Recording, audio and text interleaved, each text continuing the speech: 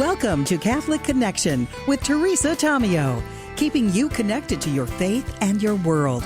Teresa tackles the issues of faith and culture, the pro-life message, and media awareness. And now, here's Teresa Tomeo. And it's a Friday. It's October 10th. Great to be back with you live after our wonderful Wine and Shrine pilgrimage, which was a huge success and such a joy to travel with 35 other women who love the Lord and the church, and we're so excited to learn more about their faith through Italy and all the beautiful shrines and wonders. And our wonderful spiritual director, Father John Klockman from the Archdiocese of St. Paul, Minneapolis, and of course my co-host and the foundress of Wine, Kelly Walquist, Women in the New Evangelization. Tell you a little bit more about that in a bit. But first, I want to say thank you to Vanessa Denhagarmo and Sherry Brownrigg for filling in while I was gone. I will be with you through next Wednesday. And then Thursday and Friday, Vanessa and Sherry will take over again because we have our second pilgrimage. We do two every year, Wine and Shrine, and then we do La Dolce Fide. And next year, by the way, we are filling up with Dr. Matthew Bunson and myself. We are doing In the Footsteps of the Popes.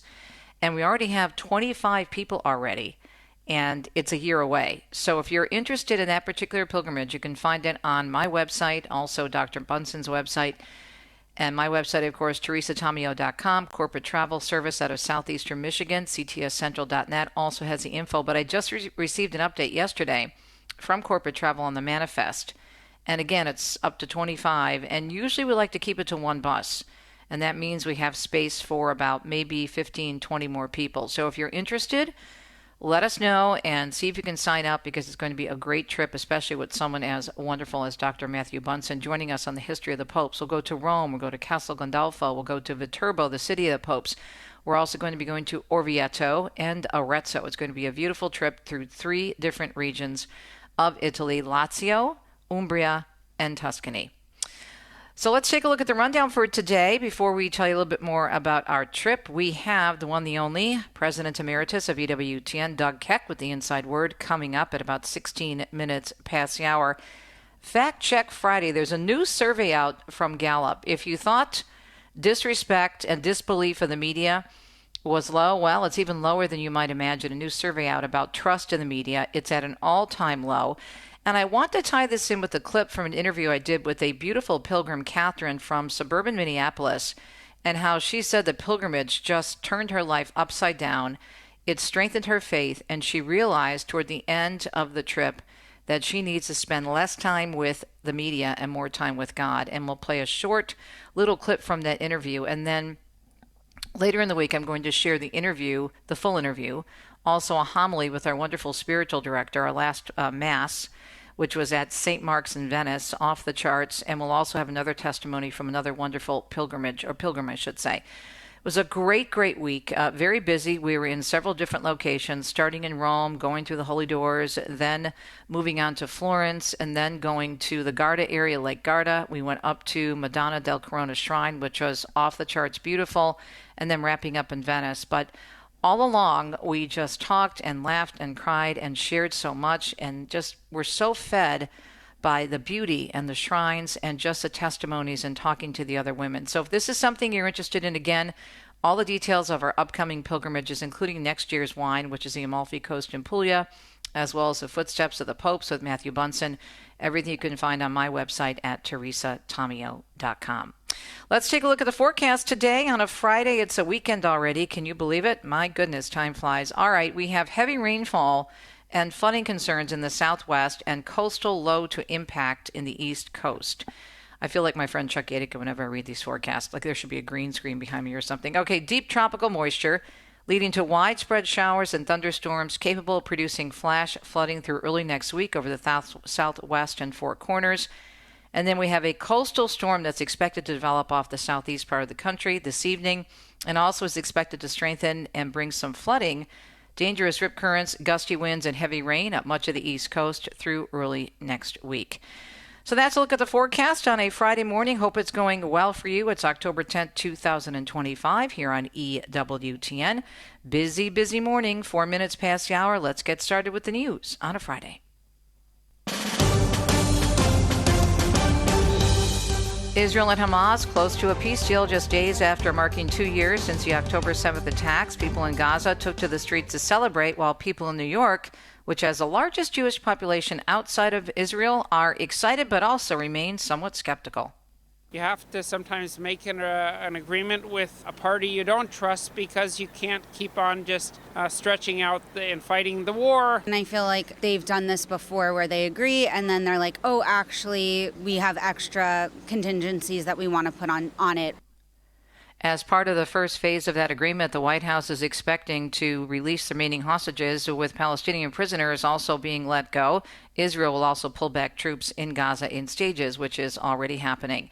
And Pope Leo XIV, as Monica Nelson reports, is putting the poor at the center of the Catholic Church's mission, calling on bishops around the world to champion social justice and protect the most vulnerable.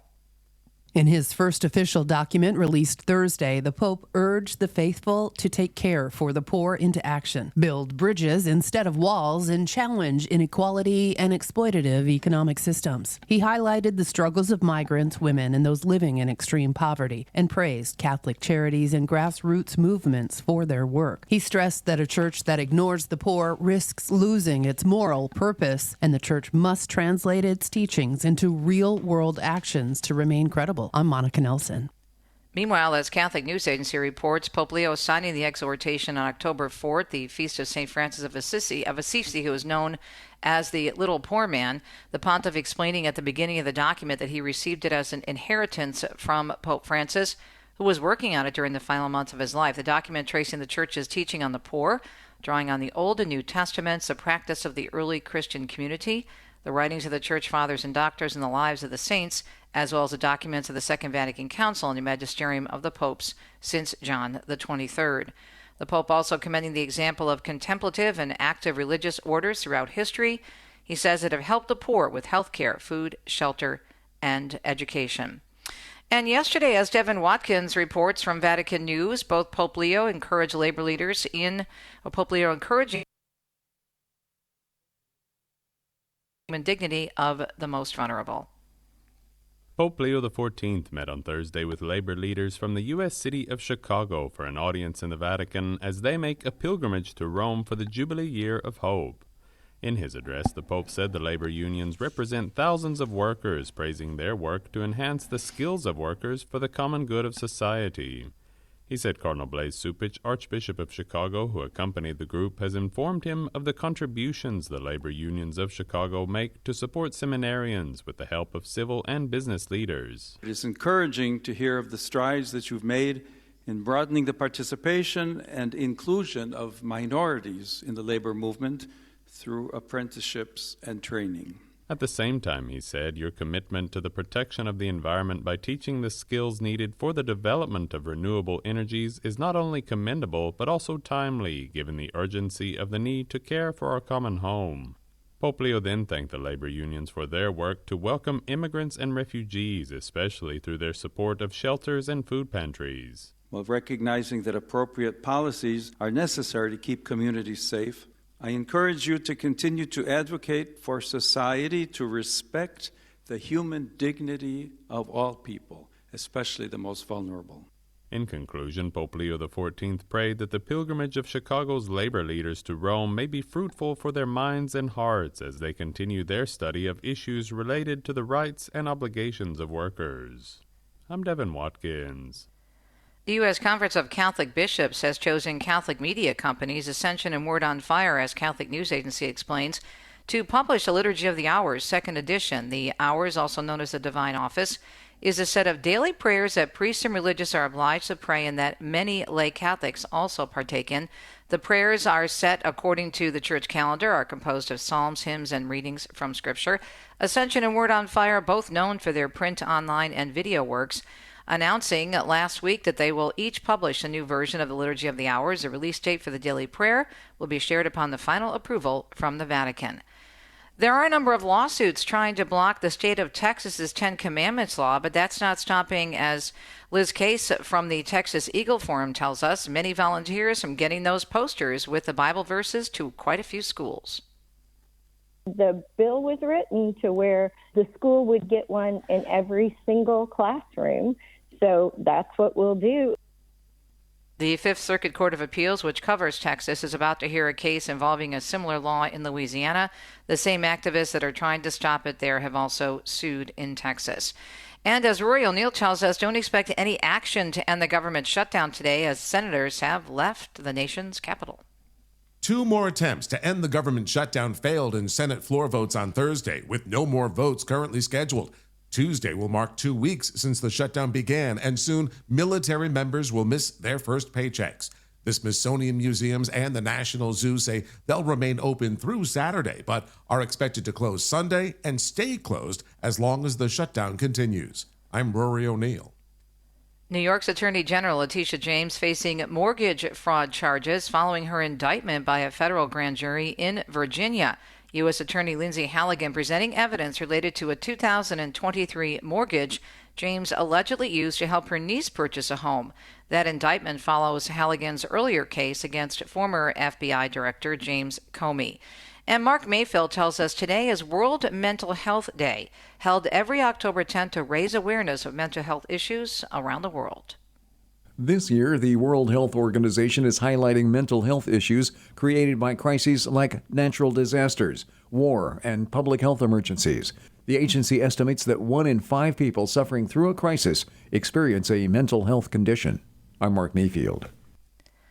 A nor'easter forecast to hit the East Coast with rain, wind, and coastal flooding over the weekend. As we mentioned in the forecast, meteorologists say the storm system is being ushered in by a cold front moving east, and it will eventually slow down and stall toward the end of the week.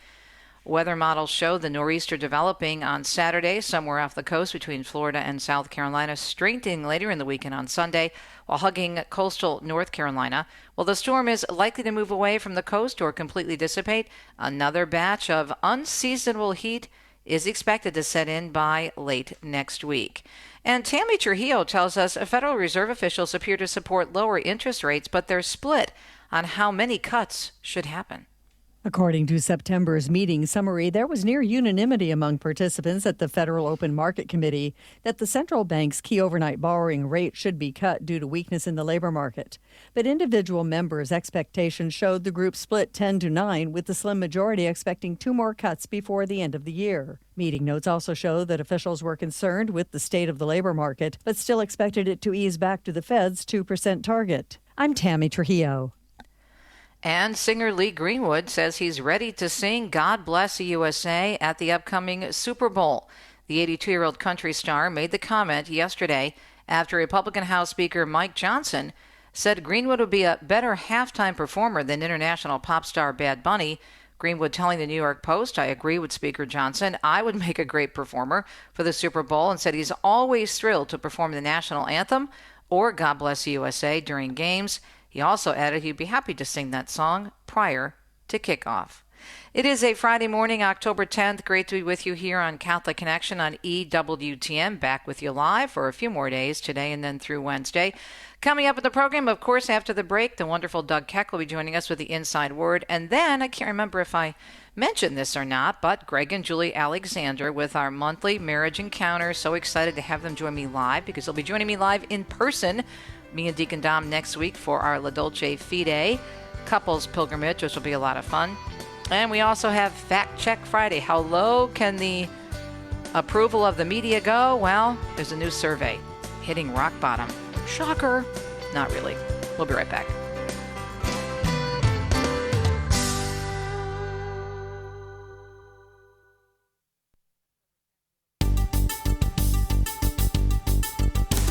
Friday, October 10th. Do hope your day is going well. Always great to catch up with Doug Keck, our President Emeritus at the network, and also, of course, a host of the wonderful program Bookmark, which I love. Doug, great to catch up with you. And I was telling you during the break that we had so many of the lovely women who joined us on the Wine and Shrine Conference, Women in the New Evangelization, who are huge fans of EWTN and listen to us all the time and have been listening for a long time. That, to me, is such an encouragement when people come up and say, I don't know what I'd do without EWTN.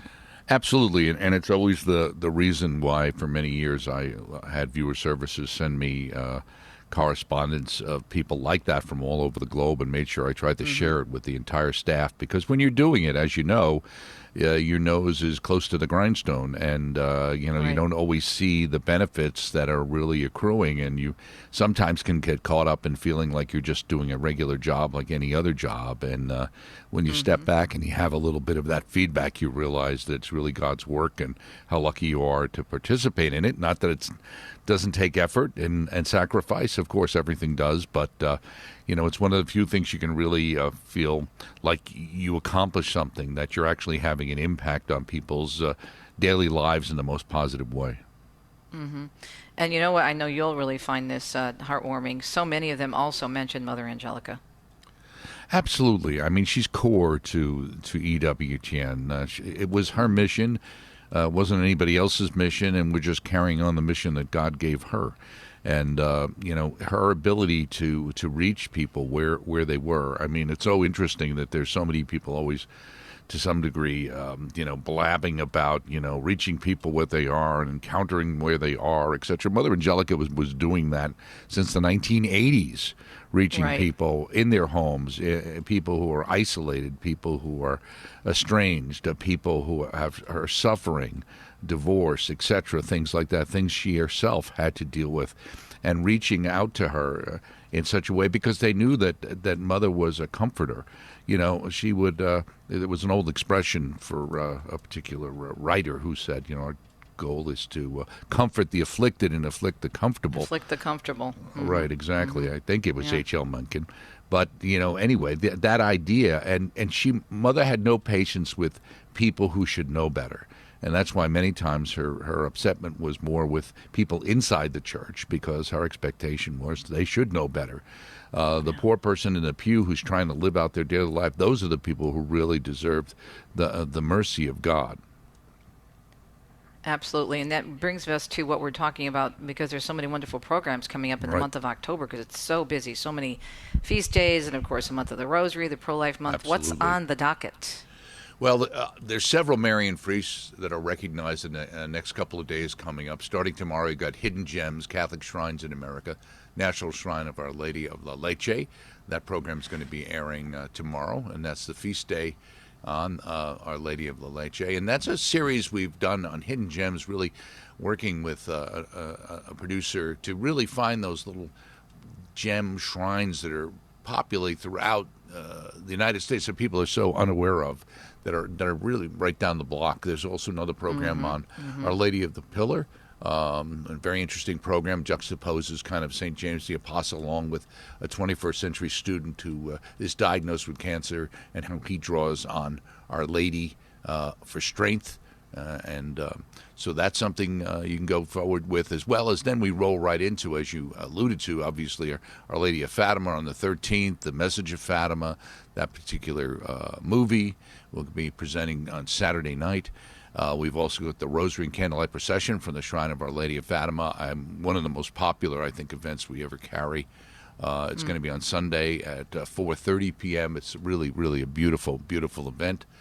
And then we've got Holy Mass in honor of Our Lady of Fatima as well, and the famous Adieu as well, another amazing event that'll be airing on Monday morning at 5 a.m. and then encoring at 3 p.m. We've also got the ever-popular Worldwide Children's Holy Hour we do every year, and participate with Father Joseph and the children from our own chapel. And so that's something that many, many people enjoy every year. We've got additional programs, the Holy Mass and Eucharistic Procession from St. Patrick's Cathedral happening next Tuesday with His Eminence, Sean Cardinal O'Malley and Cardinal Dolan, and sponsored by the Napa Institute. And that's that wonderful Eucharistic procession you've seen so many images of in the past. This is their annual event, so you can check that out. And our team, EWTN, is producing that event, as they have every year. And, of course, Steve Beaumont and his crew will do a great job, as they always do. We've also got the Lives of the Saints coming up later in the week. St. Teresa of Avila, one of your favorites. And also airing on the feast day of St. Margaret Mary Alacoque. We've got on Thursday a couple of programs related to her. So as you can see, and as you indicated, it really is, October is the month of Mary, as it turns out to, at least programming-wise on EWTN. Go to EWTN.com, find out all the wonderful information. And, of course, don't forget our on-demand platform and our YouTube channel, where so much can be found, in addition to our podcast central, ever growing. Getting back to Our Lady of Fatima, now, is that something that is produced by a group or a production company in Fatima, and we tap into it, so to speak, Yes. or is that our people over there? No, those events themselves are produced usually by the national channel. I forget which one Portugal does, but it's probably done. Those kind of events are so important to the countries themselves, like in Italy with RT, all of these groups doing these particular things. They're such big events, and they're so important, quite honestly, to, in a sense, the prestige of the country, and I hate to say it, also tourism, to make sure that, people realize there's this wonderful place you can come to and visit. On a wonderful pilgrimage and making that available. And over the years, obviously, we reached out and worked out ways of being able to access this material. It was much more difficult in the past. It's a lot easier these days through technology to make those available, but we're thrilled to be able to have those. Of course, what we do is we get the event from there, and then we wrap it with our own hosts. Sure. Usually, over the years, Colin has done it because he had actually lived in Fatima for a period of time and has great knowledge about the event, etc. So we're excited to be able to bring those events to people with a particular EWTN focus. In October, there's so much. Now, in terms of some of these events, as you mentioned, are cyclical, so you can put them on the calendar and say, okay, we're going to be doing this, this, this, this. But then we have to be flexible and say, well, if something big happens, and that's why it's so important to be able to tap into these events that are already, let's say, in the easiest way to explain it, being taken care of technology-wise, so you don't have to dedicate a crew to that. But then if something happens, we have enough crews around the world in various locations that we can address those other areas. Right, as well. and that's where you build in the technological infrastructure, which has been built in over the last, let's say, 20 years, the ability to have affiliates in different parts of the world, to have technology interconnects in such a way that you can access the events as they're made available locally. In many cases, years and years ago, these events were happening in their local countries, but getting them was expensive or almost impossible. And so, technology has really helped with that, has lowered the cost and made it a lot easier to make those available. And we have, over the years, by telling people we're interested in these events, they themselves said, okay, well, that's great, because then we'll do more and we'll make it available because this is great for us. We have a very good relationship with Our Lady of Knock Shrine, where we do masses on a regular basis, where we have our own interconnect there, because it was important for our Irish brethren to be able to promote Knock and for people to understand about that wonderful apparition and shrine. And likewise, whether it's in Fatima, our relationship with Lourdes, we have that Lourdes Rosary on a regular basis, on a daily basis, that Peter Gagnon and his team worked out over many years. These are relationship-building situations where we get to work with people, and because EWTN has a reputation for being orthodox and traditional and trustworthy, we find a lot of organizations and shrines are very willing to work with us. Well, what's really cool, I know October, a lot of folks are having their drives, what we call the pledge drives or the membership drives. And this is why you support what we do and what our affiliates do, because this is what you're getting. The fact that EWTN has spent the time and the effort and has done the hard work to really build those relationships. This is a result. So folks need to keep that in mind, especially during this month when many people are having fundraisers. It's great to catch up with you, Doug. Have a great weekend, and we'll talk again soon. We'll be right back on a Friday morning on Catholic Connection, October 10th.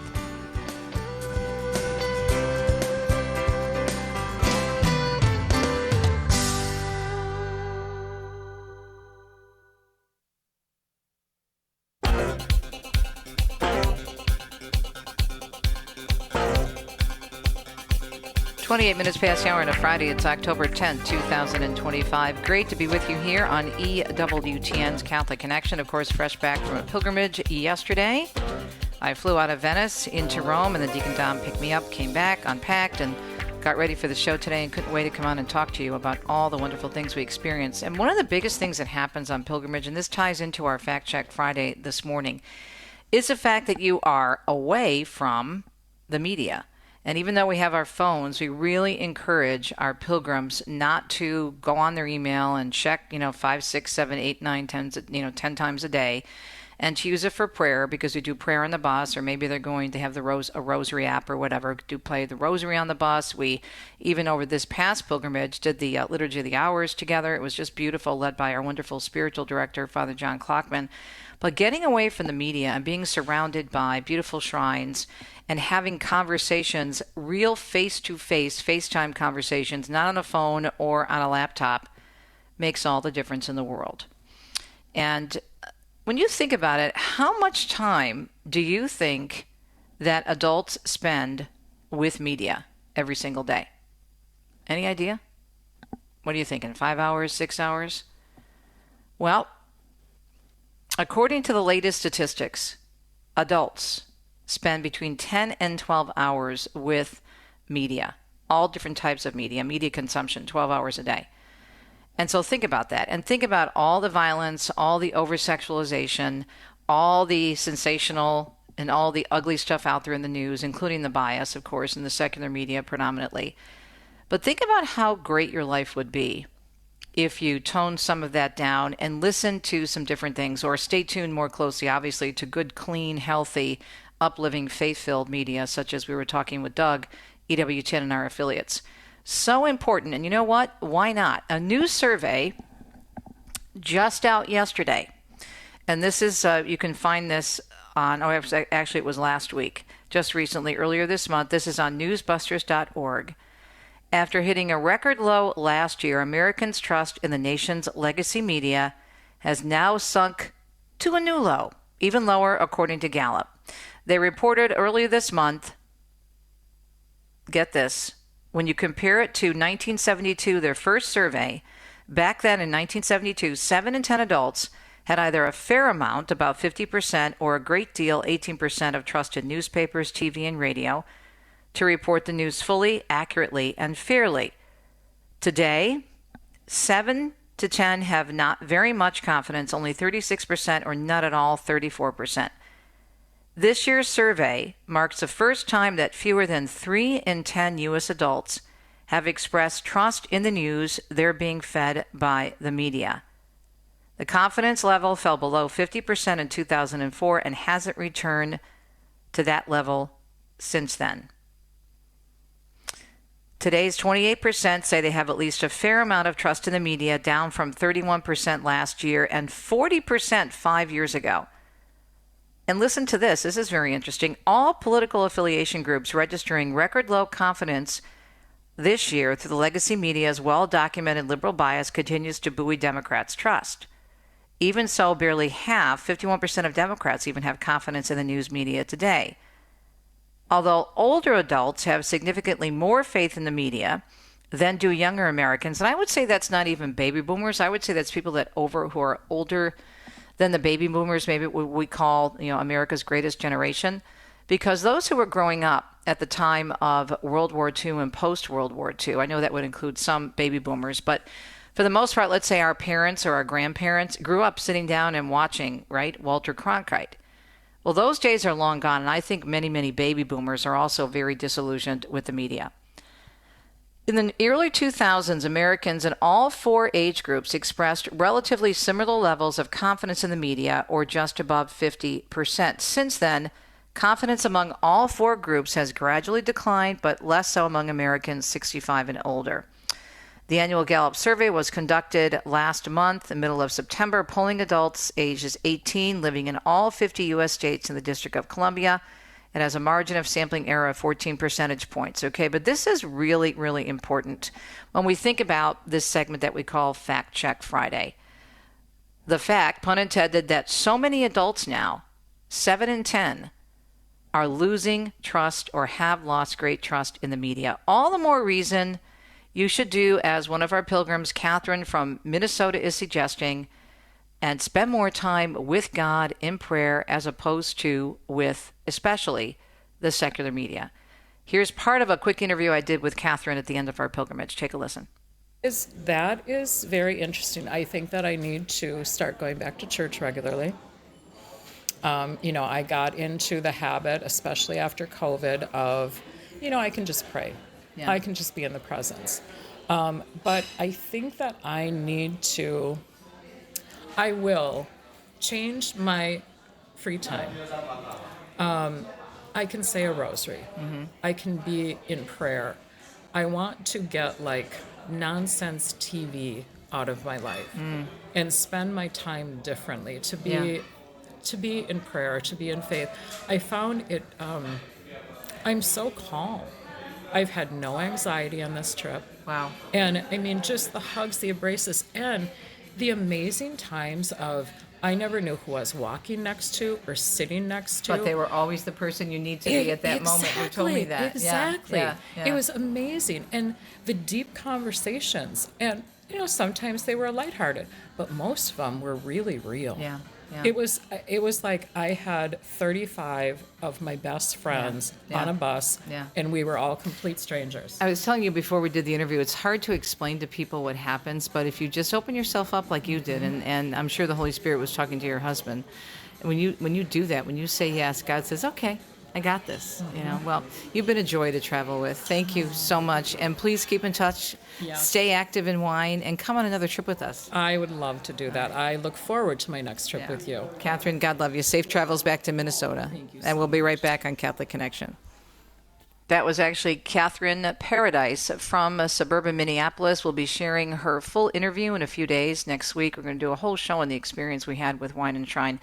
But if you notice what she said, she's on pilgrimage, so she disconnected, which we encourage all of our pilgrims to do. And what did that result in? More prayer time, obviously, more conversations, more FaceTime with the women on the trip. And she grew so much. She went into a lot of detail about how she was not so sure about the trip. And she mentioned her husband because she said it was her husband who encouraged her to go, who said thought she would really benefit from it. But think about how much more we gain when we remove nonsense, as she said, I love that phrase, nonsense TV out of our lives, or maybe just scrolling too much on the internet or spending too much time on social media, or maybe spending too much time checking who's emailing us or what's happening. So important to give ourselves downtime and to allow ourselves to be away from the media. And sometimes, yes, that means even away from us, though we want you to come back right away. Sometimes we just need to break away from the media. And why wouldn't we want to do that, especially when it comes to the secular media and we see these new surveys showing just how poorly they are doing in terms of public trust. After hitting a record low last year, America's trust in the nation's legacy media has now sunk even lower.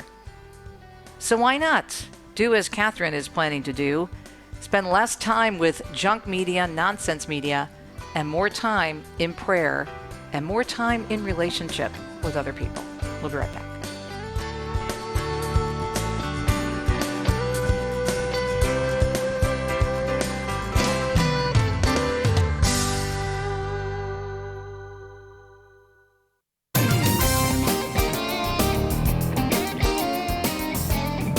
Welcome back, Catholic Connection. Great to catch up with Julia Gregg Alexander of the Alexander House, the website, thealexanderhouse.org. They'll be our co-host next week for our La Dolce Fide, celebrating marriage in the footprints of the Saints of Umbria. They'll be flying in, leaving Wednesday and flying in on Thursday morning with the rest of our group. And we thought, given the very powerful message that Erica Kirk gave at the memorial of her husband, Charlie Kirk, of course, who was assassinated earlier this month in Utah at a college campus event, when she was so strong and not only forgave the man who assassinated her husband right then and there, but she talked about the importance of relationship and what it means to be in a true and beautiful and empowering relationship with your husband. And she used a term, to be your husband's helper. And there was a really interesting New York Post article that came out shortly after her speech at her husband's memorial.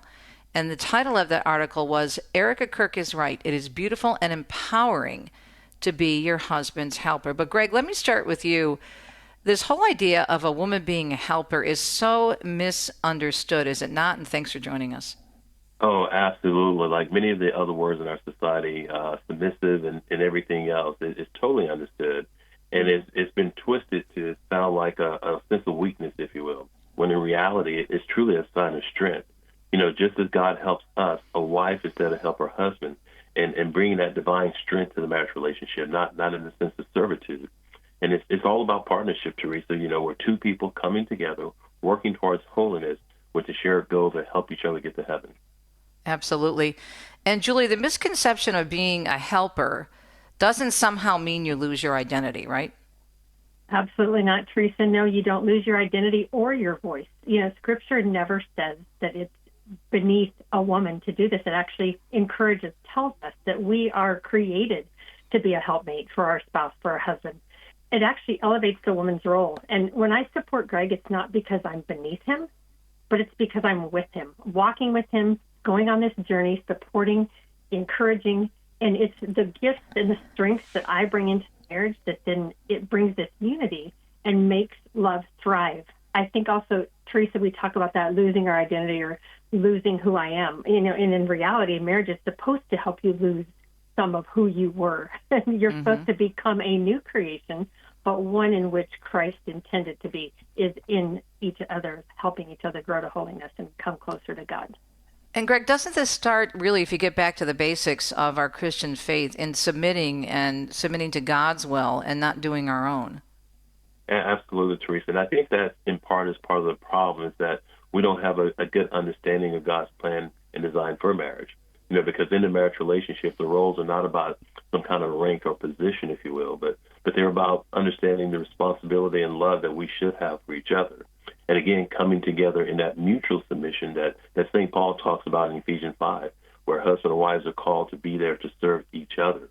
So therefore, the husband is not a dictator or lording over his wife, but he's there as a servant leader and in a particular way modeling Christ's love for the church. And of course, the wife's role is not one of passivity, that she is there in that powerful role to be literally that heartbeat of the family. In essence, she's the spiritual anchor, so to speak. Talking with Greg and Julie Alexander, the Alexander House, for our monthly mornings on marriage, thealexanderhouse.org. And Greg, let me go back to you first, and then Julie, you can jump in really before we move on to our next topic and these great notes that you gave me, which are also good. I hope we can get through them all. But do you think that Erica Kirk has been helping women who may be struggling with this understand better what it means to be a helper? Because if you look at someone like her, she's so accomplished in her own right. I mean, she has multiple degrees.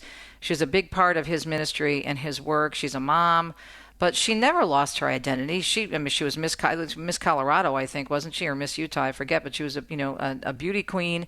But in addition to that, extremely well educated, knowledgeable in the faith, and obviously she had her own ministry where she helped women. So, Greg, do you think that people will be thinking a little bit differently about married women who are faithful after this whole thing with Erica Kirk? I sure hope so, Teresa, because we see so much of the opposite in our culture today. In fact, yesterday I was watching a couple of videos of Aisha Curry, Steph Curry, the superstar for the Golden State Warriors. And, here she is married to this great athlete, superstar, multi-millionaire, billionaire, and yet she's complaining about having to give up her career and you regret having children. She never wanted children, and he was not really the guy he wanted to marry. And a lot of people are chiming in on that, we need this, we need to deserve to be this. And to have now that positive voice coming out about wife, woman, and motherhood and the beauties of that, we need so much more of that. So I hope it is the beginning of those kind of voices coming to the surface, really allowing women to understand what the role of wife, woman, and mother is all about, and the beauty of that role. Yeah, Julie, what are your thoughts on that? Yeah, we've talked about this so many times as being in careers, and we talk about that, both of us, about that was the most important thing. Yeah, being me too. Somebody, being seen, making all this money and proving our worth. And when you realize you don't have anything to prove in that way, and you have a husband, when we come together and understand each other's roles, support each other's roles, assist each other in again, the needs, meeting each other's emotional needs, and being there to pray for one another, there is nothing more amazing and more rewarding in my entire life than when I know I have done a good job in serving Greg in that particular day. Why? Because I know that when I go and see God face to face, He's not going to see how much money I made. He's not going to see how many people I helped do what this, that, or the other. But how well did you love my son Gregory, and did you care for him in the way that I asked you to do so? Wow. What will my answer be? The only thing I've realized is that understanding when I do that, it makes everything pale in comparison. Yeah. Well, people wonder why there's such an involvement sometimes of the wives in the diaconate program. You cannot go forward during formation if the wife does not agree to it, because they want the wife to discern along with the husband. Is it going to work for the family? Is it really what God is calling the husband to? But you are entering into that, not that you're going to be ordained and receive, obviously, holy orders, but you are going to be entering into that relationship with the church in a new way as a wife of a deacon. And so if we're seeing this, then we shouldn't be surprised at how important marriage is. And Greg, I'll go to you first for the response. Yes, absolutely. I think the diaconate program and the wives in that program is a great demonstration as to what those relationships should be like. And I always love it for the fact because the deacons are kind of having their feet in both vocations, the right. holy orders and holy matrimony. And so people are really looking at the deacons in our parishes and their wives to see how that relationship works, what the dynamics are like. And, right quick, I just want to say thanks to you and Deacon Dom and your many travels to various dioceses, really teaching the importance of that particular fact as well, about the importance of the wives to be there, to be that help, to be that support. And just as it is in our marriage relationships, we can't do it without our wives. I can't do it without Julie. And as I alluded to earlier, she is that spiritual anchor in our home. I used to call her the spiritual leader. She said, no, I'm not going to take that role. That's your role. Why don't you call me the spiritual suggester? Where she suggested I leave. Well, I think it's amazing, Teresa. So I want to make sure we make this point as well. Because, I am able and willing and encouraged to serve Greg because he allows me to serve him in such a beautiful way. Mm-hmm. He is so thankful. He's so respectful in that he honors me in my womanhood, in me being his wife and a mother. And that helps tremendously because we can say serve, be a servant, and not be a doormat. No, but it also helps when the husband takes his position and his role to be that leader. Yes, in order to lead her, the wife, and the children to heaven. That's his job. When he does that, I love serving him. I love being his helpmate and helping him do his most important mission, which is allowing our family to become closer to the reality of what we're called to be, and that's to be a witness to God and his love here on this earth. Okay, so you guys always give us such great practical tips. And by the way, if you're just joining us, Greg and Julie Alexander, the Alexander House, at website alexanderhouse.org. They'll be co-hosting our La Dolce Fide marriage with us in several days, actually, right around the corner. Greg, let me start with you. What does this practically look like when we're talking about being a helper in marriage? It can sound maybe patriarchal, but it really isn't. But what does that practically look like? How do we live that out? Well, it looks like a lot of different things, Teresa, but I think, first of all, we have to go back and redefine what leadership and help looks like in your marriage. We can kind of give some general things, but, every marriage relationship is different. So what looks like leadership for me might be different for Deacon Tom and Teresa. And so, first of all, really having to go back and have that conversation as a couple as to what that leadership and help looks like. But, for me, it's Julie coming, as she said earlier, uplifting me, giving me that support, encouraging me, giving me accolades for the things that I do, and those kind words. And those things go a long way. She talked about it earlier in regards to emotional needs. That's exactly what it is, because it is the meeting of those needs that allows us to feel that sense of value and worth in the relationship. And so helping in that way from just that overall sense of well-being, but again, helping out around the house. I many times give the example of when we had the ice storm here a couple of years ago, and I spent a Saturday morning cutting down trees and limbs and stacking them, and Julie saw me doing all that. And when I was finished, she brought me in the house. She led me to the bathroom where she had a nice warm bath drawn, candles around the tub with my smooth jazz Spotify station on. And she said, hey, this is for you. Take 2 minutes, take 2 hours, whatever you need. I just want you to relax. And so again, coming alongside and helping and seeing that what each other are doing, but in this case, what she saw me doing for the family, and now that was her way of saying thank you. Yeah, and Teresa, we encourage couples often to come to each other and say, how can I serve you today? Which is exactly what Erica Kirk said Charlie would do, right? Every day he would say, how can I be a better husband? How can I serve you differently today?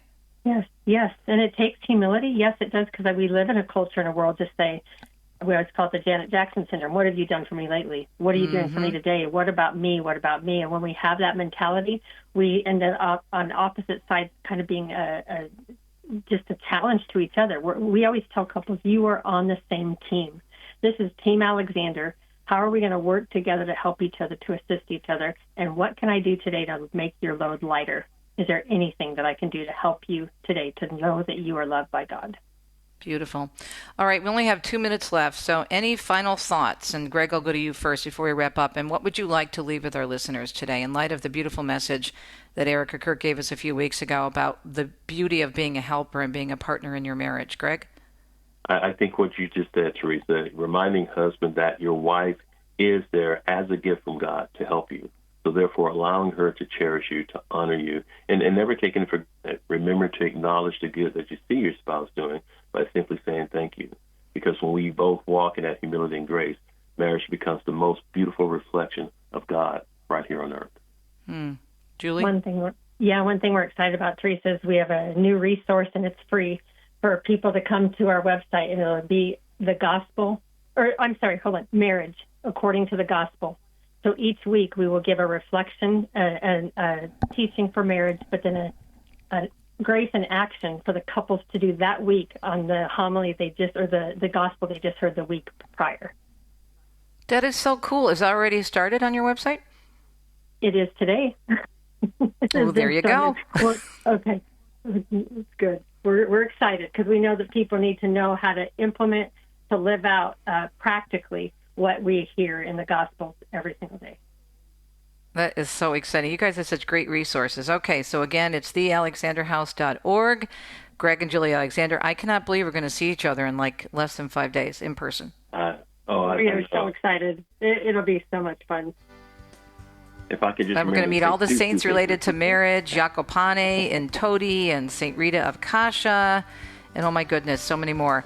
God bless you guys. Thanks for your great ministry, thealexanderhouse.org, Mornings on Marriage with Julie and Greg Alexander, and we'll be right back to let you know what's coming up on hour number 2 on EWTN's Radio Extra. Stay tuned.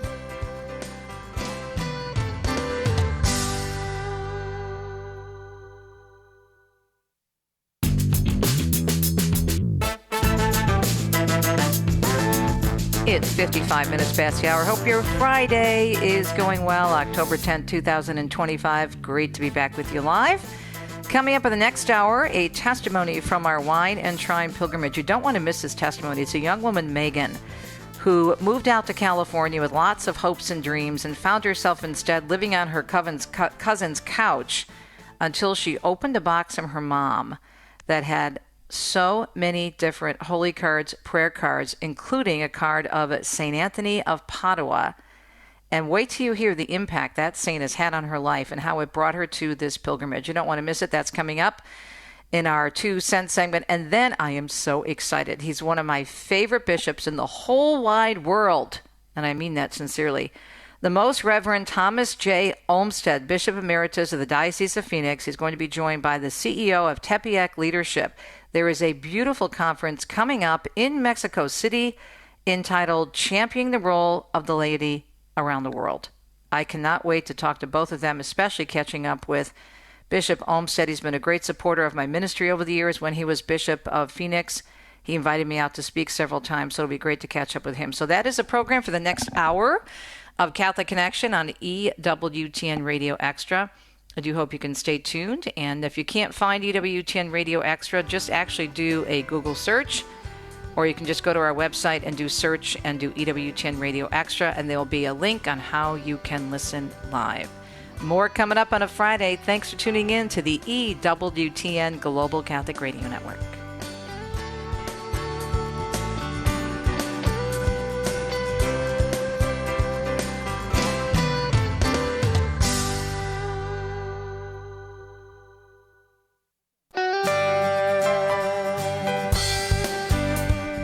Welcome to Catholic Connection with Teresa Tomeo, keeping you connected to your faith and your world. Teresa tackles the issues of faith and culture, the pro-life message, and media awareness. And now, here's Teresa Tomeo. Happy Friday, hour number 2 of EWTN's Radio Extra and Catholic Connection on the EWTN Radio Extra channel. It's great to be back with you live, as I mentioned in the first part of the program, and thanks for tuning in to the second part of CC with TT on EWTN Radio Extra. Coming up after the news and the weather, so excited to share with you a testimony from one of our Wine and Shrine pilgrims. Now, WINE is an acronym, which means Women in the New Evangelization. It was founded by my friend and a wonderful teacher of the faith, Kelly Walquist, who is a catechetical leader in the Archdiocese of Minneapolis and around the country. She actually runs a catechetical institute in the Archdiocese there, but really is the brain person behind the WINE ministry, which is such a beautiful, supportive women's ministry, supportive of other women's ministry. And again, the acronym stands for Women in the New Evangelization, CatholicVineyard.com. And this was our 9th pilgrimage that Kelly and I have done for women to Italy, and we entitle it Wine and Shrine.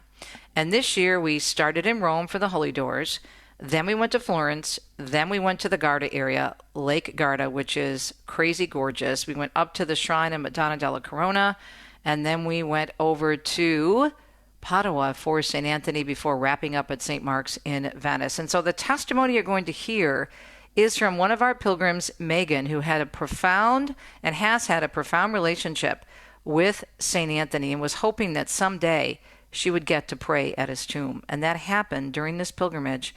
And her testimony is so beautiful. And I think it's something, her journey, even though the details might be different in our own lives, her journey and how a saint came in to help. She asked him to intercede for her, and those prayers were answered. St. Anthony taking those prayers, of course, like a friend does, to our Lord. But I'm going to let her tell the story. So next week, what we're going to do next Wednesday, we're going to give you a full hour, pretty much a full hour, of some of the other experiences we've had on this profound pilgrimage, Women in the New Evangelization, subtitled Wine and Shrine. Because sometimes people think when you're on pilgrimage that everybody is in the same place. Everybody is an on-fire Catholic and they know so much about the faith. Look, if I've learned anything in 25 years in ministry, it's that everybody is on their own journey. And it's God's timing, it's not ours. Everybody's at a different place, and that's okay. God loves you where you are, but he also loves you too much to keep you there. And if we're not growing in our faith, then it really isn't faith. It's just a thing that we do, because if we're still alive, God is not through with us yet, and he wants us to grow and grow and grow and get closer to him so we can be with him forever in heaven. All right, so that's our 2 cents for today, a testimony from the Wine and Shrine pilgrimage. And then, as I mentioned in the first hour, I cannot tell you how excited I am to catch up again with an amazing bishop, the Most Reverend Thomas J. Olmsted, Bishop Emeritus of Phoenix, along with the CEO of Tepeyac Leadership. We're going to be talking about a beautiful event coming up, championing the role of the laity around the world, and it's taking place in Mexico City. And yes, of course, there's a big connection, obviously being Tepeyac Leadership, with Our Lady of Guadalupe. So that is our second hour of the program on a Friday. Great to be with you. Let's talk about the weather, because there are some storms developing. You'll hear a little bit more about this in the news. The National Weather Service says we have deep tropical moisture that will lead to widespread showers and thunderstorms capable of producing flash flooding through early next week. Now, this is over the southwest and Four Corners. And then they're saying that a coastal storm is expected to develop off the southeast U.S. coast this evening and then strengthen and bring flooding, dangerous rip currents, gusty winds, and heavy rain up much of the east coast through early next week. And they're calling that a nor'easter. So that is the weather forecast, and be safe if you're out there in those affected areas. We just want to keep you up to date. It's already 4 minutes past the hour. It's a second hour of CC, Catholic Connection with TT, Teresa Tomeo, on a Friday, October 10th, 2025. Let's check the news now on a Friday morning. Israel and Hamas close to a peace deal just days after marking 2 years since the October 7th attacks. People in Gaza took to the streets to celebrate this week. While in the Big Apple, New York City, folks are excited, but they have the largest Jewish community, and some people are happy but also a little bit skeptical. You have to sometimes make an agreement with a party you don't trust, because you can't keep on just stretching out and fighting the war. And I feel like they've done this before where they agree and then they're like, oh, actually, we have extra contingencies that we want to put on it. The IDF says, however, a ceasefire is now in effect as part of that deal agreed to by Israel and Hamas and ratified by the Israeli cabinet. The first phase of the U.S. brokered deal includes the release of all remaining hostages in Gaza. Also includes a conditional Israeli withdrawal from Gaza and the release of some Palestinian prisoners. Pope Leo XIV is putting the poor at the center of the Catholic Church's mission, Monica Nelson tells us, calling on bishops worldwide to champion social justice and protect the most vulnerable. In his first official document released Thursday, the Pope urged the faithful to take care for the poor into action, build bridges instead of walls, and challenge inequality and exploitative economic systems. He highlighted the struggles of migrants, women, and those living in extreme poverty, and praised Catholic charities and grassroots movements for their work. He stressed that a church that ignores the poor risks losing its moral purpose, and the church must translate its teachings into real-world actions to remain credible. I'm Monica Nelson. And Catholic News Agency reports that Leo signed that exhortation on the feast of St. Francis of Assisi, who is traditionally known as a little poor man. That feast day, of course, October 4th. Holy Father explaining at the beginning of the document he received it as an inheritance from Pope Francis, who was working on it during the final months of his life. The document tracing the Church's teaching on the poor, drawing on the Old and New Testaments, a practice of the early Christian community, the writings of church fathers and doctors, the lives of the saints, the documents of the Second Vatican Council, and the magisterium of the Pope since St. John the 23rd. Leo also commends the example of contemplative and active religious orders throughout history that have helped the poor with health care, food, shelter, and education. And as Devin Watkins tells us from Vatican News, yesterday the Holy Father also encouraged labor leaders in their efforts to welcome immigrants and to foster respect for human dignity of the most vulnerable. Pope Leo XIV met on Thursday with labor leaders from the U.S. city of Chicago for an audience in the Vatican as they make a pilgrimage to Rome for the Jubilee Year of Hope. In his address, the Pope said the labor unions represent thousands of workers, praising their work to enhance the skills of workers for the common good of society. He said Cardinal Blaise Cupich, Archbishop of Chicago, who accompanied the group, has informed him of the contributions the labor unions of Chicago make to support seminarians with the help of civil and business leaders. It is encouraging to hear of the strides that you've made in broadening the participation and inclusion of minorities in the labor movement through apprenticeships and training. At the same time, he said, your commitment to the protection of the environment by teaching the skills needed for the development of renewable energies is not only commendable, but also timely, given the urgency of the need to care for our common home. Pope Leo then thanked the labor unions for their work to welcome immigrants and refugees, especially through their support of shelters and food pantries. While recognizing that appropriate policies are necessary to keep communities safe, I encourage you to continue to advocate for society to respect the human dignity of all people, especially the most vulnerable. In conclusion, Pope Leo XIV prayed that the pilgrimage of Chicago's labor leaders to Rome may be fruitful for their minds and hearts as they continue their study of issues related to the rights and obligations of workers. I'm Devin Watkins. The U.S. Conference of Catholic Bishops, USCCB, choosing Catholic media, as Catholic News Agency tells us, the company's Ascension and Word on Fire, to publish the Liturgy of the Hours, second edition. The Hours, also known as a divine office, is a set of daily prayers that priests and religious are obliged to pray, and that many lay Catholics also partake in. The prayers are set according to the church calendar, and they're composed of psalms, hymns, and readings from sacred scripture. Ascension and Word on Fire, both known for their print, online, and video works, announced October 7th. They will each publish a new version of the Liturgy of the Hours. A release date, though, for the daily prayer will be shared upon final approval from the Vatican. And there are a number of lawsuits trying to block Texas's Ten Commandments law, but that's not stopping volunteers from getting posters with the Bible verses to schools. Liz Case with Texas Eagle Forum says they've been busy getting donated posters to as many school districts as possible. The bill was written to where the school would get one in every single classroom, so that's what we'll do. The Fifth Circuit Court of Appeals, which covers Texas, is about to hear a case involving a similar law in Louisiana. The same activists are trying to stop it there, have also sued in Texas. And Rory O'Neill tells us don't expect any action to end the government shutdown today, as senators have left the building. They've left the nation's capital. 2 more attempts to end the government shutdown failed in Senate floor votes on Thursday, with no more votes currently scheduled. Tuesday will mark 2 weeks since the shutdown began, and soon military members will miss their first paychecks. The Smithsonian Museums and the National Zoo say they'll remain open through Saturday, but are expected to close Sunday and stay closed as long as the shutdown continues. I'm Rory O'Neill. New York's Attorney General Letitia James facing mortgage fraud charges following her indictment by a federal grand jury in Virginia. U.S. Attorney Lindsay Halligan presenting evidence related to a 2023 mortgage James allegedly used to help her niece purchase a home. The indictment follows Halligan's earlier case against former FBI Director James Comey. And Mark Mayfield tells us today is World Mental Health Day, held every October 10th to raise awareness of mental health issues around the world. This year, the World Health Organization is highlighting mental health issues created by crises like natural disasters, war, and public health emergencies. The agency estimates that 1 in 5 people suffering through a crisis experience a mental health condition. I'm Mark Mayfield. As we mentioned in the weather forecast, a nor'easter is forecast to hit the East Coast with rain, wind, and coastal flooding over the weekend.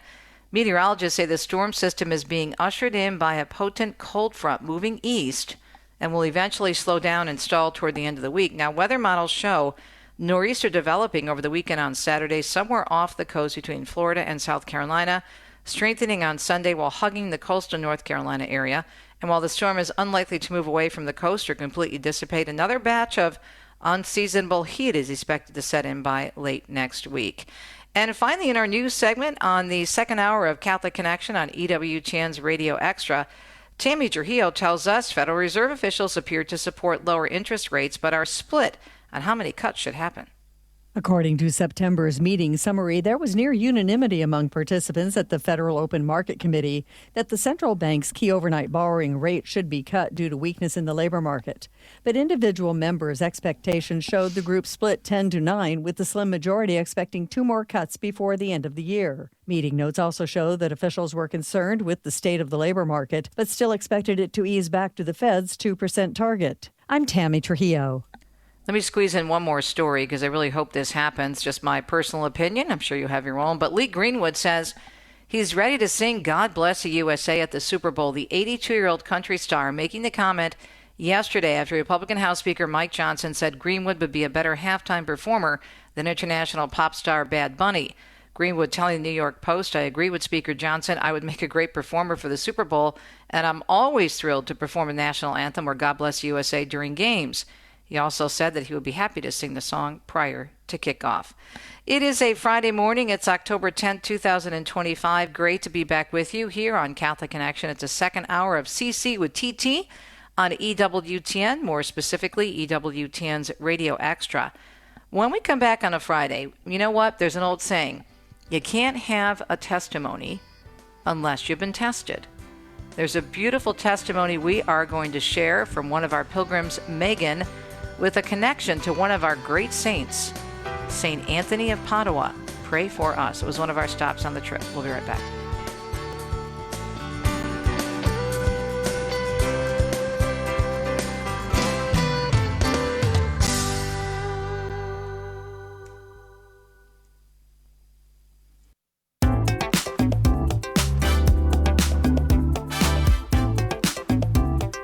Hope you're having a beautiful Friday in October. Beautiful month, the month of our rosary, a month dedicated to pro-life. It's October 10th, 2025. Great to be back with you live. And I just returned literally just yesterday afternoon, wrapping up my first of 2 pilgrimages this month in Italy. It was Wine and Shrine, Women in the New Evangelization. The website is catholicvineyard.com.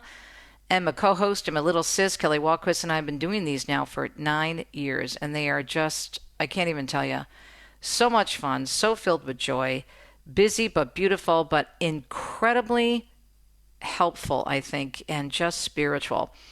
So many people that come on the trip, people think, well, you know, I'm not that Catholic. I'm Catholic, but gosh, you know, I'm not all like uber religious. And you know what? That's okay. Everyone is moving at their own pace. And it's not up to us to bring people to a particular spot. Now, that is up to them with their relationship with God.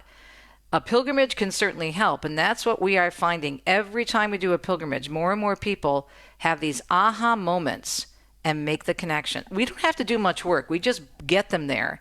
as I've been saying, when you put them in St. Peter's or in the Duomo in Florence or stand them in front of the David, you can't help but think about God. And some are strong in their faith after going through some profound things. And this is why I wanted to share the clip that I want to share with you, a clip, an interview I did with Megan. She's one of our pilgrims because she was at a stronger faith point in her life. There are other pilgrims, though, that were still growing, including the one we played earlier in the first hour, Catherine Paradise, who played a clip of hers, and she said she fell away from her faith, but that the pilgrimage really brought her back. We're going to play all of these interviews in their entirety next week for a full hour of programming, talking about what pilgrimage is and whatnot. But I wanted to end the week for you, kind of give you a flavor of what people experience and how prayer impacts each of us, but each of us differently. As I mentioned earlier, this is Megan. She's a young woman. She was on our trip, and she had a profound connection with St. Anthony prior to the pilgrimage, and just wanted to share how she was so excited to make sure that she was going to pray at the tomb of St. Anthony in Padua. Here we go. This is really a full circle moment for me. I moved to Los Angeles in 2006 from Baltimore, Maryland, and my cousin had lived out there. And I had a job lined up. I was supposed to work at a company called Wire Image doing photo editing. And my job fell through. I had no idea what I was going to do. My cousin was living in her one-bedroom apartment with her ex-boyfriend, and I was sleeping on her couch from IKEA. And every night, it was a really tiny couch, I would toss and turn, and one night I fell out the back because the backing was made out of cardboard. And I just woke up and I was crying, and I'm like, what did I do? I moved 3,000 miles away from everything I knew. And my mom had mailed me a packet, and it's probably 2 in the morning, and I open it up and I'm crying on this couch, and there was all these novenas stuffed in it. And one of the novenas that was in the envelope was St. Anthony. There's also a St. Jude novena in here, but it was the St. Anthony. And I flipped it over and it said, St. Anthony, Saint of Miracles. And I was like, I need a miracle. I don't know what I'm doing. I don't know what I'm going to do for work. And I'll admit I kind of had an attitude. And I was like, all right, if you're the Saint of Miracles, show me. And I'll read the prayer at the end, because I think it would be nice for all of us to say our intention. But I remember I had moved out for modeling and acting, and I used to love soap operas, and particularly this one soap opera called Passions. And I was like, all right, St. Anthony, I want a miracle. I want to be on a soap opera, and I want to do a scene with Fox Crane, who is this famous actor now called his name's Justin Hartley. And then said my prayer, went to bed, and the next day my cousin was like, why don't you do background work? So I signed up to do background work. It's when they put you in shows and you don't talk. So anyway, I ended up booking this job, and 2 days later I find myself on set, and I'm a stand-in, and they brought in a guest actor, and I looked, and Justin Hartley came walking through the door, and I was like, and I'm looking around, and I'm like, what is this prayer? And I remember sitting with the hair and makeup artist, and I was like, have you ever heard of St. Anthony? And she's like, who? And I'm telling her about this prayer and how I prayed to have a scene, and even though I didn't have a scene, we were just sitting, and I didn't have any words or anything, but the fact that this actor came walking in, St. Anthony got my attention. And I started praying to this saint every day. And the graces and the blessings that have been brought into my life are miraculous. I would meet the kindest, loving people, and they would offer me work. And then I would pray, and I would follow, and I would get offered a job. I've been freelancing and working for myself for the past 19 years of my life. And I always, give God all the glory, but St. Anthony has really came through for me. And to be here where he's buried, and to be, it's a miracle. And I remember praying to him, it was probably 2015. I was like, I don't know where Padua is. I was like, but you'll get me there one day. And now here I am. And standing here. But yeah, I mean, I could go on, but that was the moment that really grabbed my attention. He was like, all right, you want a miracle? I'll show you one.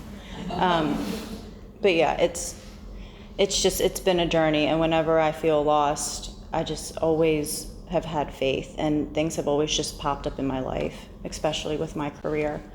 And I share with some of you guys, I've been fit modeling for 18 years and then 13 years working for myself. And it's all through God's grace and the intercession of St. Anthony. And whenever, like, if I lose a client, there's always a calmness where I know, like, something will come through. And when I've met people in my life that have been so generous in helping me, I'm like, what can I do?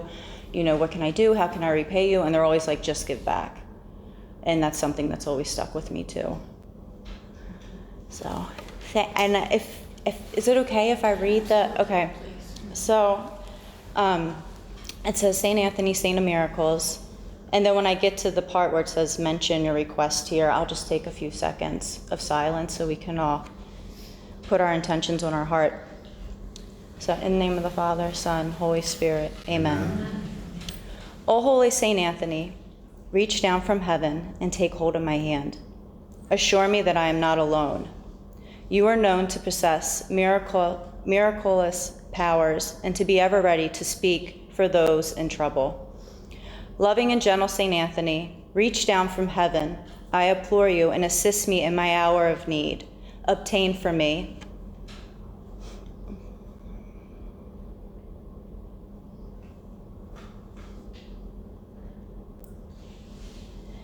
Dear St. Anthony, reach down from heaven and guide me with thy strength.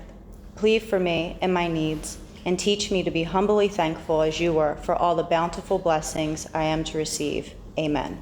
In the name of the Father, Son, Holy Spirit. Amen. Thank you. Thank you. Yeah, thank you for listening.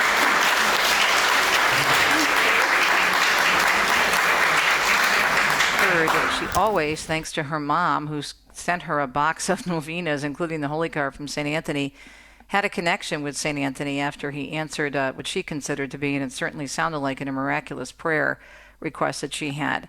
This is what happens on pilgrimage, and I love what she said is, I don't know where Padua is, but you'll get me there someday. And there she was, standing up in the chapel of this immense church dedicated to the amazing Franciscan St. Anthony of Padua. And she was just laughing because she said, I don't know where it is, but you'll get me there one day. And again, there she was. And to share that with us on pilgrimage, what it meant to her to be there at St. Anthony's tomb, to pray there in this magnificent, massive church that is just mind-boggling. That was my first time to Padua, and we only had a day there, actually an afternoon. And I said to my husband, Deacon Dom, when we got back, I said, we have to go to Padua. It's only about 4 hours from where we reside in central Italy. A little background about St. Anthony. He was born in 1195, 13 years after St. Francis in Lisbon, which is now known as Portugal. Given the baptismal name of Fernando, his parents, Martin and Mary, belonged to one of the most prominent families of the city. At the age of 15, he entered the religious order of St. Augustine. His monastery life was hardly peaceful, but he went on to eventually become a Franciscan. It took a magical turn, I wouldn't say magical, a mystical turn, when he was introduced to the Franciscans and was sent to Padua by St. Francis. And the rest, as we say in is history. St. Anthony of Padua, pray for us. We'll be right back.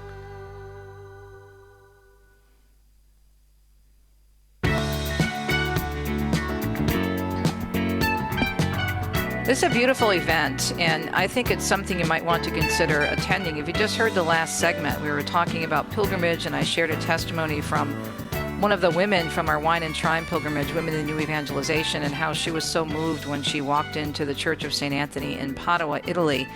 And this is what happens when you go on pilgrimage, and whether you're going there to maybe just be on a retreat or just to experience these different shrines, it's a great place to get closer to the Lord, Our Lady, and all the saints. And that's what we're going to talk about, especially encouraging the laity, which is what we do on pilgrimage. And this really is a pilgrimage. On the phone with us, the Most Reverend Thomas J. Olmsted, Bishop Emeritus of the Diocese of Phoenix, and Christofer Pereyra. He's the CEO of Tepeyac Leadership. And we're going to talk about an upcoming event championing the role of a lady around the world. Thank you both for being here. Bishop Olmsted, it is so good to talk to you again. You've always been so kind to me and so supportive of my ministry. How did you get connected with Tepeyac leadership? And thanks for joining us. Well, it happened by getting to know Christofer Pereyra and talking together about how the church needed to be very much more engaged with lay people, and especially here with those who were Spanish-speaking or of Hispanic culture, because our population is growing in that way. But really, all of our younger generation, in a particular way, we thought we needed to have their active participation and also leadership from among them in the church today. That's a great idea. Christofer, lay out the details for us in terms of how people can get information and where and when this beautiful event is taking place, and if there's a link you can provide for us. And thanks for joining us. Sure. But I was just thinking about the question you posted to Bishop. Good morning, Bishop. Good morning, Christofer. We were blessed to get connected with him, having all the way around. So very briefly, at the Diocese of Phoenix, when Bishop was the main bishop there, he launched a leadership program that I had the honor of executing his vision into it. And 8 years ago, we did this. And then the program grew to the point that we took it out of the diocese to share it with the rest of the church. And it's got the vision, we have the vision of forming lay Catholic leaders for civil society, for the world, so that they can sit at every table where decisions are made. So we've been doing this for 8 years, a leadership program. We call it Tepeyac Leadership. 3 years ago, we thought we'd add to what we're doing with an annual conference for the graduates of our program, but also open to all Catholic, particularly professionals who want to sharpen their leadership skills and grow in their relationship with Christ. We did it at Christ Cathedral in Orange County for the first 2 years, and this year we're very excited to take the conference for the first time to the Basilica of Guadalupe. So it's a beautiful experience because it's not just a conference now, it's a pilgrimage, all into one experience. And so when is it, Christofer, before we get back to the bishop, and how can people get information? So people can sign up for it at thlconference.org. So THL as in the hour of the laity, thlconference.org. The dates are November 6th to the 8th, and everything is on the website. And who are some of the speakers? I know you're going to be speaking, and of course, His Excellency Bishop Olmsted, but Christofer, who else is in the lineup? That's right. I should have put this in front of me. We have a terrific lineup of speakers. What we try to do is, rather than focus on, as you know, in the Catholic world, we have such an amazing speaking circuit, right? But we work things sort of backwards in terms of the speakers that we invite to the conference. First, we think about the topics that we want to feature, and then we figure out who might be the best person to give a talk or presentation on this. We have coming up Catherine Jean Lopez, Tim Flanagan, Joseph Valentic, Dara Pereira, Rafael Testay, some of the people, Jose Pulido, Larry Layton. These are Catholic professionals, Blake Wells, from different areas of expertise, from all over the country, even outside the United States. We have a gentleman coming from Spain, for example, Rafael Monjo Sacristan, and Luis Fernando Calvo comes from Costa Rica. These are Catholic professionals who have terrific formation, but most of them are not dedicated to do lay ministry. They're not working in the parish or in the diocese. They are lawyers and accountants, and they're out in the world as leaders, lay Catholic leaders in civil society. They have the formation, and they come and tell us, they come to our event to tell us what it looks like in practice to be a lay Catholic leader in the world. That's beautiful. And Bishop Olmsted, do you think that Catholics, that the lay Catholics need to understand, and I think this is the purpose for this gathering and this organization, to understand the impact they can have, and not necessarily in, quote unquote, a religious role? Yes, that's what we need to. I think many do, but I think others need to be reminded of that, because often, they come to some conference or something and they get really fired up and they want to get involved. So they go back and they say, oh, I'll volunteer to be a lector or serve as an usher or help Father in his work. But that's not the primary witness we need. What we need is that they go back and they're a lawyer, and among their peers, that's where they really live their faith. Whatever their profession is, wherever God has placed them, that's the witness that's most important if we're going to be successfully evangelizing the culture today. Yeah, and I think it's so important because while some of us, for example, you know my background, Bishop, you've known me for a long time. Yeah. I was in the secular media for 20 years, and I thought even after my reversion that is where God was going to keep me, but things changed. And so I think as long as we're open to what the Lord wants us to do. I mean, at first I wasn't. I really struggled with it. But then I realized, okay, he was going to take my gifts and my experience of the secular media and bring it into the Catholic world. But there are many people, for example, Catherine Jean Lopez, she's a friend of mine. She works in the secular media. She's a great writer and a great speaker, and she's thriving in that area. So I think it's understanding, okay, I don't have to be, it doesn't mean that we're not active in the church and helping out, but God may have a very special role for us in secular society, and that's why this is so important. Christofer, how's registration going right now? It's going well. You know, for the first two conferences, we brought together 250 people from all over the country. This is the first time we're asking our audience, our community of Catholic leaders, Catholic professionals, to travel outside the United States. So we expect a smaller group, and as you know, it's just human nature. Everybody registers at the very last minute, so we're getting more registrations, and so it's still hard to know, but it's going to be probably a little shorter, smaller than the prior groups. Yeah, but I think, though, you know, that's just a Catholic trait. We show up late right before Mass begins, or we register at the last minute for things. I don't know what it is about we Catholics. But again, Christofer, before we take a quick break, give us a website for more information. Yes, THL, as in the Hour of the Laity, THL Conference.org. All right, and is there a deadline as to when they should be registering? There really isn't a deadline. The event is November 6th through the 8th. However, it's not practical. At some point, it's not practical anymore. You got to travel to Mexico City, which is a very, very easy thing to do. A lot of Americans have never been to Mexico, but it's just like going to LA or right. Houston. It's very close. Yeah. Yes. Yes, and what a beautiful place to have it. We'll talk more with the Most Reverend Thomas J. Olmsted, Bishop Emeritus of Phoenix, and Christofer Pereyra, the CEO of Tepeyac Leadership, on this beautiful conference, championing the role of the laity around the world, taking place in early November. You have a month to register, and it's taking place at Our Lady of Guadalupe in Mexico City. We'll be right back.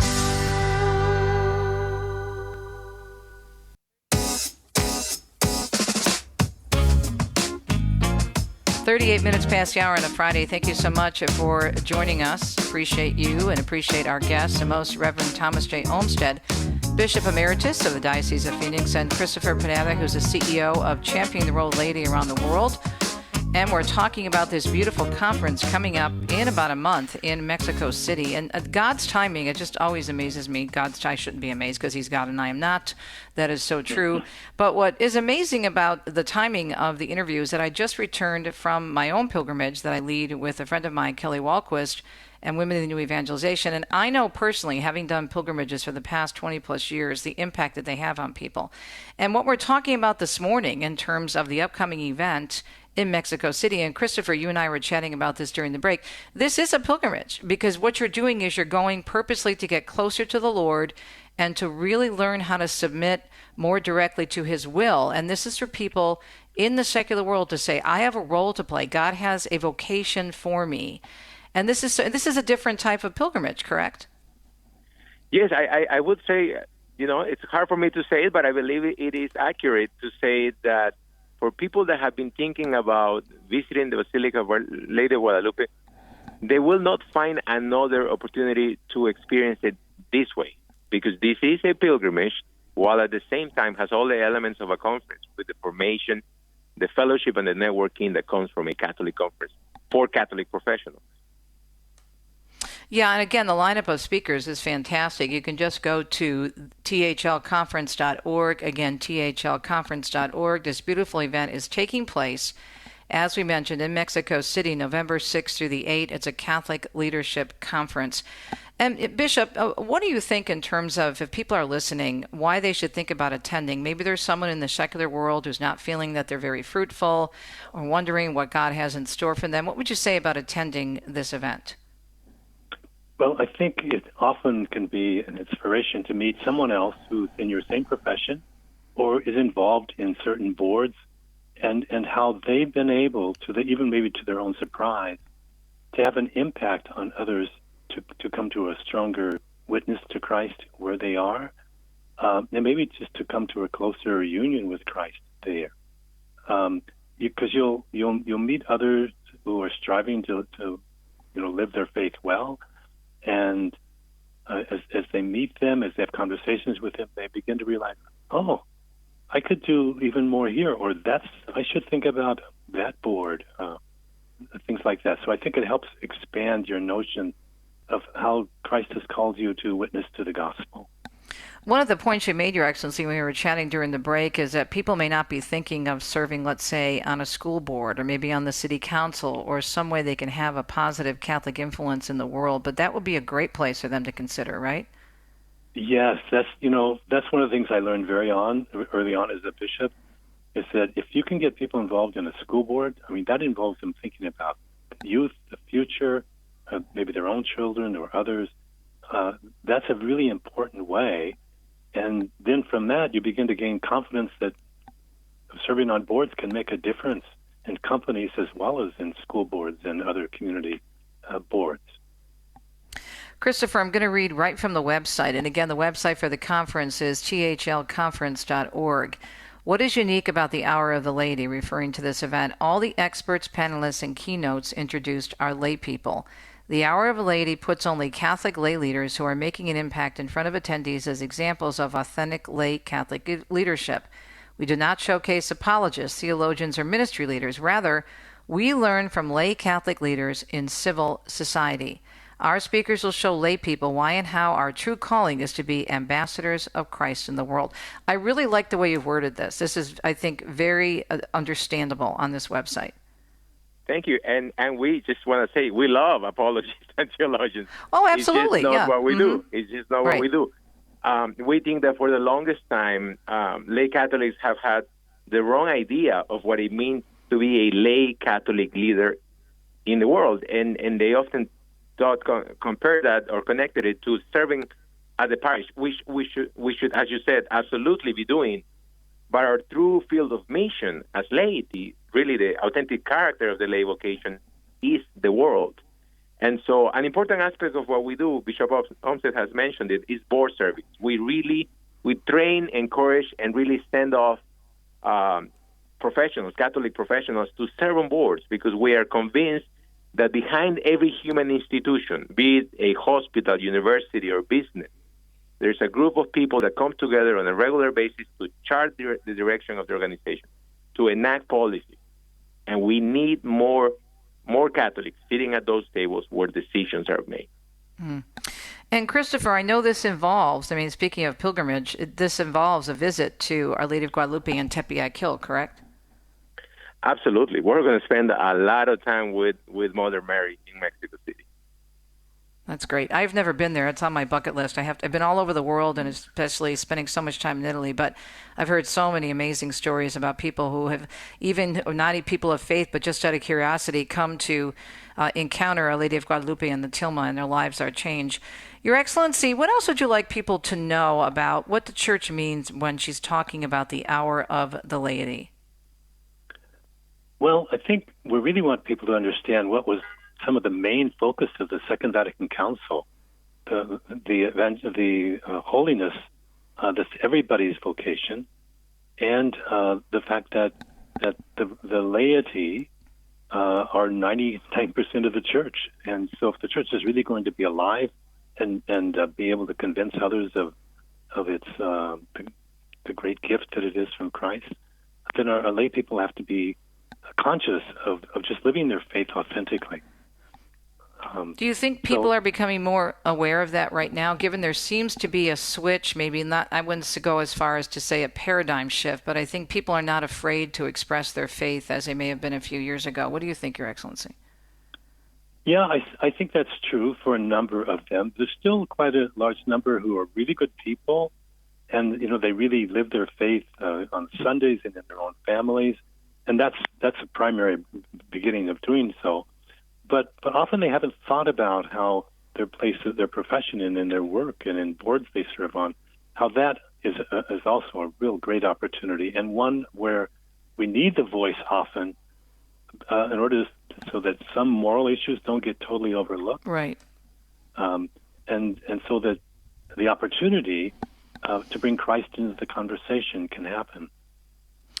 And Christofer, and by the way, if you're just joining us, 46 minutes past the hour on a Friday morning edition of Catholic Connection, we're chatting with Most Reverend Thomas J. Olmsted, the Bishop Emeritus of the Diocese of Phoenix, and Christofer Pereyra, CEO of course, this beautiful organization that champions the role of laity around the world. Do you think there's still kind of like a disconnect in thinking, well, if I'm a Catholic in the world, does that mean I have to stand up in the lunchroom, the cafeteria, at the water cooler and say the rosary and read the gospel, or, go around with holy water? Yes. Understanding what that means, right? We sometimes we equate being a Catholic at the office to creating a shrine in our desk, right? Mm-hmm. And it has nothing to do with that. Really, people should know that we are Catholic. We're the Christian in the office simply by the way we conduct ourselves, right? I think most people understand that first level of witness. People understand, I should be giving a good example at work, wherever I am. It is that next level. We definitely talk about the first level, but the next level is where we spend a lot of time in our conversations, in our apostolate, which is that we should be intentionally seeking out opportunities of advancement. People think, what do you mean? I should be a humble person.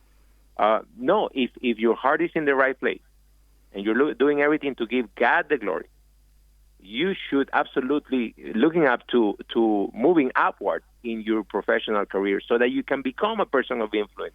Why do you want to be a person of influence? So that you can influence others with the values of the gospel. Right. Well, Your Excellency, something that, and you know this because you've heard me speak and I've given my testimony at women's conferences, and when you were the Bishop of the Diocese of Phoenix, you're now retired. But one of the things that brought me back to the Catholic Church was using my journalistic skills and reading about how everything the Church teaches makes sense, and all the scripture verses make sense. Everything the Church does is, as Pope Leo has been talking extensively recently in the last couple of weeks, especially about the dignity of the human person.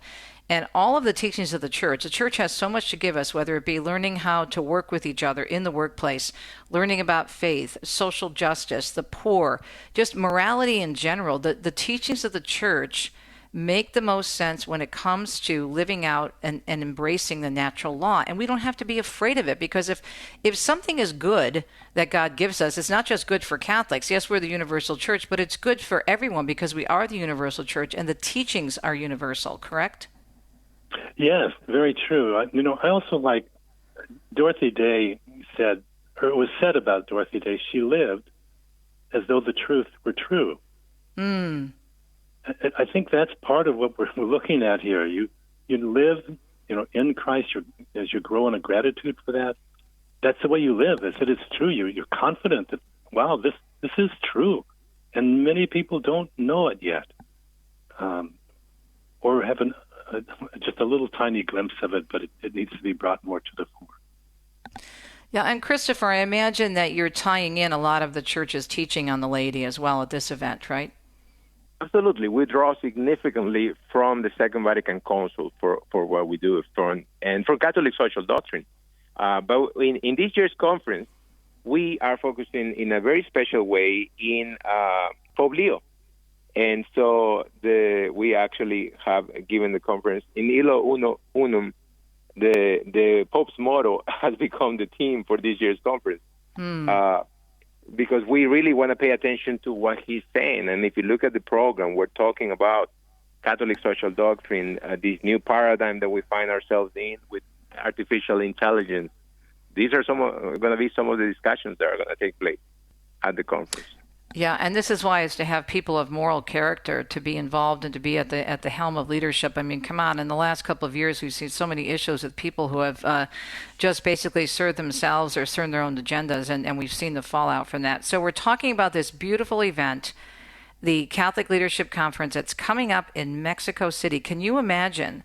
Talk about a pilgrimage, November 6th through the 8th. You can get tickets at thlconference.org. Again, thlconference.org. And it's an opportunity not only to visit the Basilica of Our Lady of Guadalupe, of course, go to Tepeyac Hill, learn all about the tilma, pray there, but also to say, okay, am I doing what God wants me to do? And how am I applying the gifts that he gave me in the real world? Doesn't mean you can't be involved in your parish, doesn't mean you can't help out, doesn't mean you can't volunteer with another Catholic organization. But God has placed all of us in particular areas for a particular reason. And what a great way to hear from those who are on the front lines doing this very thing. Again, this is coming up November 6th through the 8th. You can still get tickets. It's in Mexico City. Mexico City is a short plane ride from most places in the United States. Very easy to get to. So check it out online, thlconference.org. Real fast, gentlemen, we have about a minute left. Christofer, any last comments before we let you go? Visit the website. Everything's there. Thank you so much, Teresa. You're welcome. Thank you for doing this. Your Excellency, I'll let you have the last word. Okay. I think this conference is built on the Second Vatican Council, especially Lumen Gentium, where we're called to be a light to the world. And often where the light is most needed is where God's already placed us, in the place of our work, in our family, and in our community, and in the boards or other community organizations that we have. Oh, beautiful. Yes. So good to talk to both of you. And Bishop Olmsted, so nice to chat with you. And quickly, I wanted to just mention, as a side note, not to get off topic as we wrap up the segment, but a priest that you ordained, Father Frankie Cicero, is leading a pilgrimage that Deacon Dom and I are doing next week. And I know he thinks the world of you, so I'll make sure that I told him we had an interview today. Go to THL. Yeah, isn't that great? THLconference.org. This is a beautiful event. You need to check it out. Again, THLconference.org. We'll be right back.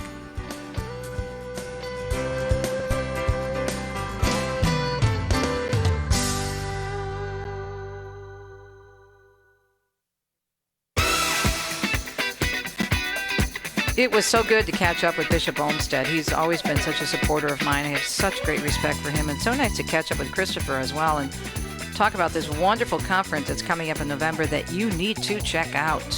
The Hour of the Lady, coming up at Our Lady of Guadalupe. Can you imagine, in Mexico City? All right, coming up on a Monday, excited to bring back, by popular demand, my friend Anthony DeStefano, noted speaker and best-selling author. His new book for children, All Hallows Eve, is taking off, selling like hotcakes, as the old saying goes, and doing really well. And the reason I want to bring Anthony on again is twofold. Firstly, being that we are in the month of October, and while it is a beautiful, powerful month, of course, it's a month of pro-life, it's a month of the Rosary, the month of Our Lady, all those wonderful things.